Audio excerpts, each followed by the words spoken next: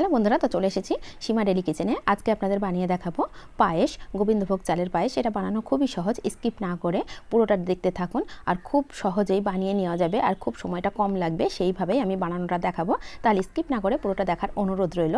আর আমার চ্যানেলে যারা নতুন বন্ধু, চ্যানেলটিকে সাবস্ক্রাইব করার জন্য অনুরোধ রইল। তো এখানে আমি 30 গ্রাম গোবিন্দভোগ চাল নিয়েছি। চালটাকে আমি 4 ঘন্টা ভিজিয়ে রেখেছিলাম।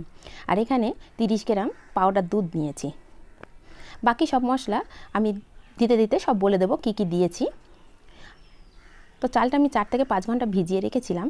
তো চালটা অনেক নরম হয়ে গেছে। আর যেহেতু গোবিন্দভোগ চালটা খুব নরম, ভেজানোর সঙ্গে সঙ্গে খুব কিন্তু ভালো গুঁড়ো হয়ে যায়। তো আমি হাত দিয়ে একটু জোরে জোরে প্রেস করছি, দেখুন গুঁড়ো হয়ে যাচ্ছে। আর এটা আমি খুব কাছে নিয়ে দেখাচ্ছি, দেখেই বুঝতে পারছেন কতটা তাড়াতাড়ি গুঁড়ো হয়ে যাচ্ছে। তো এইভাবে হাত দিয়ে আমি গুঁড়ো করে নিচ্ছি। এদিকে আমি ফুল ফ্যাট লিকুইড মিল্ক নিয়েছি 500 গ্রাম। আপনারা রেগুলার যে মিল্ক আসে সেটাও নিতে পারেন। তো এটাকে আমি গরম হতে দিয়েছি। হালকা গরম হয়ে গেলে, হালকা গরম হয়েছে, এই পর্যায়ে আমি দিয়ে দিচ্ছি জল শুদ্ধ যে চালটাকে ভিজিয়ে রেখেছিলাম সেই চালটাকে। জলটা আমি দিলাম এই কারণেই, তাহলে চালটা ভালো করে সিদ্ধ হয়ে যাবে। তো এটা হালকা গরম হয়ে গেছে। এখান থেকে আমি 2-3 চামচ দুধ তুলে নেব, যে পাউডার দুধটা রেখেছিলাম সেটাকে গুলে নেওয়ার জন্য।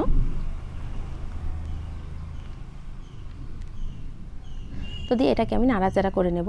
এদিকে যে পাউডার দুধটা রেখেছিলাম সেটাকে খুব ভালো করে একটু গুলে নেব, গুলে সাইড করে রেখে দেব।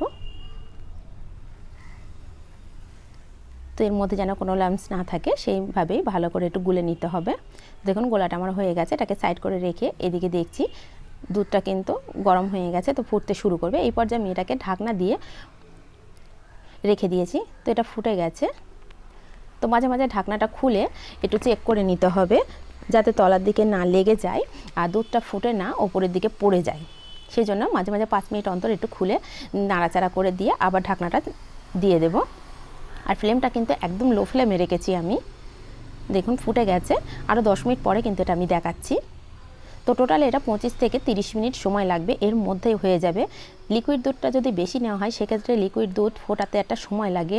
সেই দুধটা যতটা নেওয়া হবে সেই পরিমাণটা কমানোর জন্য কিন্তু আমাদের অনেকটাই সময় লাগে। তো এখানে দেখুন চালটা আমি নিয়েছি, নিয়ে দেখাচ্ছি একদমই গলে গেছে। তো এই পর্যায়ে আরও 5 মিনিট আমি ঢাকা দিয়ে রেখে দিচ্ছি, আরও একটু ভালো করে গলে যাবে। তো দেখুন দুধটা কিন্তু অনেকটাই কমে গেছে আর চালটা কিন্তু একদম গলে ভালোভাবে গলে গেছে। তো এই পর্যায়ে সব সাইডে যে মালাইগুলো লেগেছিল সেটাকে আমি নিয়ে নিলাম।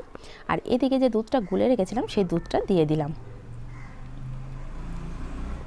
দিয়ে একটু ভালো করে নাড়াচাড়া করে দিয়ে দেবো একে একে। তো এখানে আমি 30 গ্রাম চিনি নিয়েছি।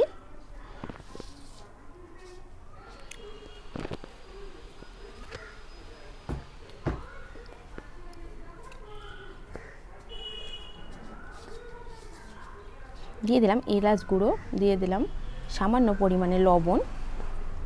আর চিনিটা কিন্তু আমি সবটা দিইনি, অল্প একটু রেখে দিয়েছি, মিষ্টিটা কেমন লাগে দেখে আবার দেব।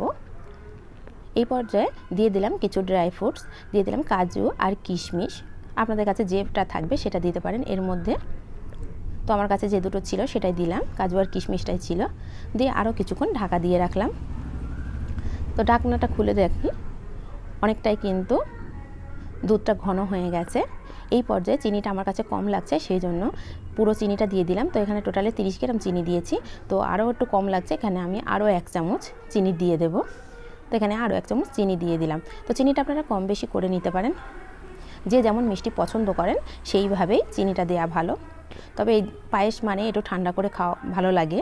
তো ঠান্ডা করলে কিন্তু মিষ্টিটা একটু বেশি দিতে হয়, ঠান্ডা হয়ে গেলে মিষ্টি ভাবটা অনেকটাই কম লাগে। সেই জন্য পায়েস আমি একটু বুঝে মিষ্টি দিয়েছি যেমন আমরা খাই। তো এটাকে আরও কিছুক্ষণ ঢাকা দিয়ে রাখলাম। ঢাকনাটা খুলে গ্যাসের ফ্লেমটাকে অফ করে দেবো, দিয়ে সার্ভ করে দেখাবো।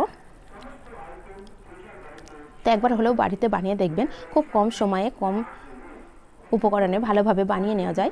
তো দেখুন পায়েসটা কিন্তু ঘন হয়েছে, কতটা ঘনত্বটা দেখিয়ে দিচ্ছি। দেখুন এটা কিন্তু ঠান্ডা হলে আরও একটু ঘন হয়ে যাবে। তো এই পর্যায়ে এইভাবে একবার হলেও বাড়িতে বানিয়ে দেখবেন। যদি ভালো লাগে লাইক করবেন, শেয়ার করবেন, কমেন্ট করবেন। আর নিত্য নতুন রেসিপি পেতে প্লিজ চ্যানেলটিকে সাবস্ক্রাইব করে দেবেন। তো দেখুন এটা কিন্তু অনেক গরম আছে, এটা ঠান্ডা হয়ে গেলে কিন্তু ঘনত্বটা আরও হবে। তো এটাকে একবার হলেও বাড়িতে বানিয়ে দেখবেন। তো আজ এই পর্যন্ত, আবার আসবো